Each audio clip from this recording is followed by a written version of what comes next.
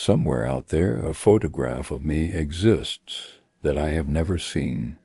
I'm certain of this because I was in that room, and whatever else was in that room with me, ... It took a particular interest in me.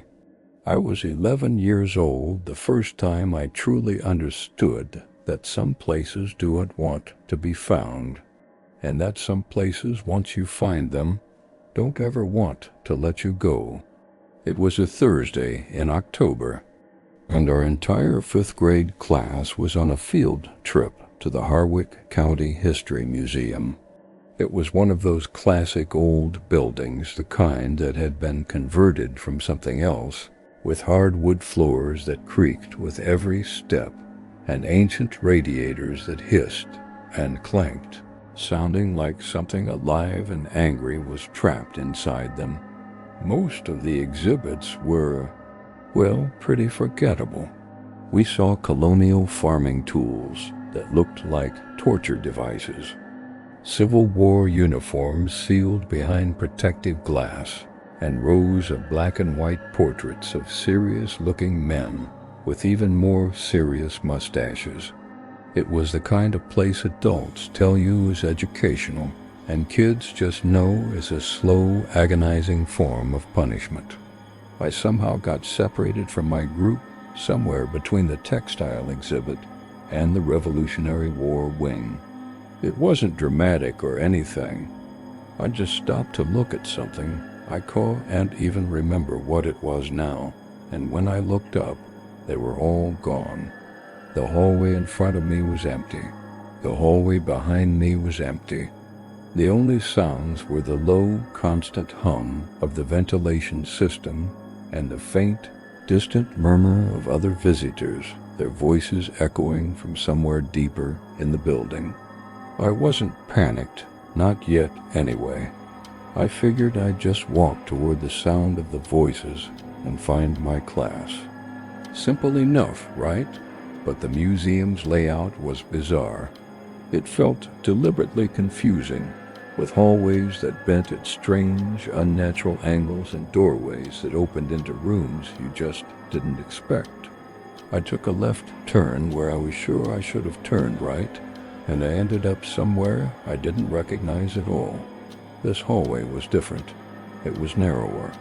The bright overhead lighting gave way to something much dimmer, warmer, a sort of amber glow that felt more like candlelight than electricity, and the air smelled different here. It smelled older, faintly damp, like the inside of a cellar that hadn't been aired out for 100 years. At the very end of this strange hallway was a single door, slightly ajar. There was no exhibit sign next to it, no placard explaining what was inside. Just a plain wooden door. Curiosity got the better of me. I pushed it open.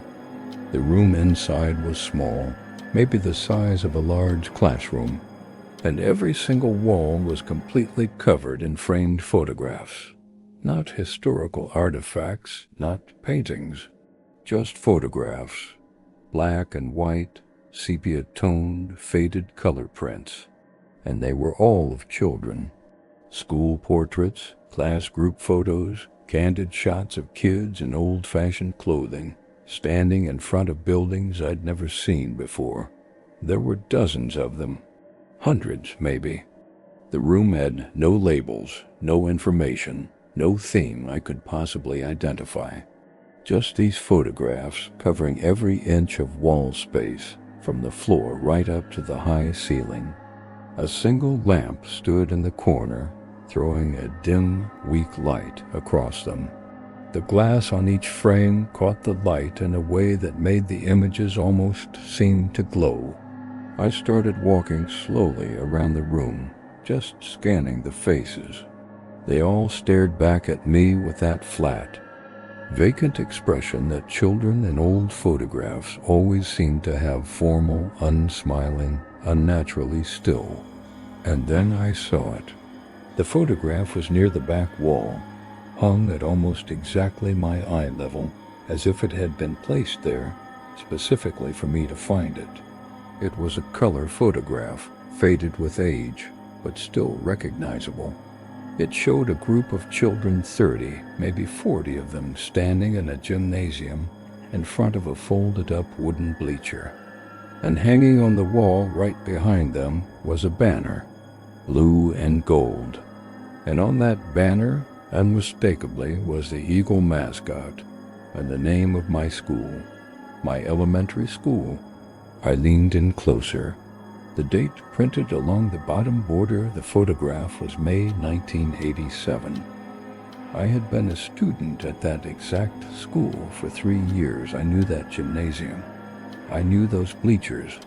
I knew that banner. But I did not recognize a single child in that photograph. And we would have been standing in the same spot, looking at the same walls, the same banner, just 15 years apart. But what really stopped my breathing wasn't the banner. It was the children. Every single one of them, all 30 or 40 kids in the picture, was turned slightly to their left. They were all looking at something just outside the edge of the photograph. They weren't looking at the camera. They weren't looking at each other. They were all staring at something off to the left that the photographer didn't capture. And whatever it was, they all saw it at the exact same moment. Their faces weren't scared exactly, more transfixed. I don't know how long I stood there staring at that picture. It felt like long enough for the lamp in the corner to dim slightly. Long enough for the room to feel colder than it had when I first walked in. Long enough that when I finally heard my teacher calling my name from somewhere far down the hallway, it felt like being pulled up from deep underwater. Her voice sounded distant, muffled. I ran. I didn't even think about it. I just bolted out of that room. I found her a few turns away, looking frantic. I tried to tell her everything. I described the narrow hallway, the amber light, the mysterious door, the room full of photographs, the impossible picture of my school. She listened, and then she followed me back. But there was no door. There was no narrow hallway. There was no amber light. Just a flat, uninterrupted stretch of painted wall between the textile exhibit and the Revolutionary War wing. It was just a wall, a solid wall. She looked at me with that patient, slightly worried expression adults use when they don't believe you, but don't want to say so. "You must have just gotten turned around," she said gently. "It's a confusing old place." We rejoined the group. We got on the bus and went back to school, and I didn't say another word about it to anyone. But here's the part I've never been able to explain away. The detail that still keeps me up some nights when the house gets too quiet and the darkness feels a little too close. When I was in that room, standing there in front of that photograph, I had this absolute bone-deep certainty that I was not alone. I felt a presence, and whatever was in that room with me was standing just to my left, just outside the frame of my own vision, exactly where the children in the photograph were looking. I never turned my head to look. To this day, I don't know why. Some primal part of me just understood, without needing to be told, that looking would be the thing that made it real, the thing that would keep me there. I sometimes wonder what would have happened if I did. Would my face have ended up on that wall? And who was taking the picture? Thank you for listening to my story. If you have any experiences like this, I'd love to hear about them in the comments. Don't forget to like and subscribe for more strange tales. Stay safe out there.